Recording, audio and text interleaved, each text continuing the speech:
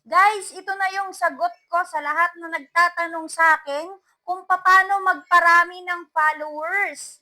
Ito yung sagot, guys. Ayan. Paano nga ba? Nandyan lang po sa ating profile ng ating Facebook. Ayan. I-click nyo po yung friends. Then, makikita nyo po sa taas yung ating suggestion. Ayan, click nyo po yung suggestion. Then makikita nyo po dyan yung mga add friend. Opo, lahat po yan ng suggestion ng ating Facebook ni Lolo Mets ay kailangan nating mag-add friend. Kung gusto nyo pong mapabilis ang pagtaas ng inyong followers, mag-add friend po kayo na suggested po ni Meta or ni Facebook. Ayan, kahit ilan po dyan, bawal po dito ang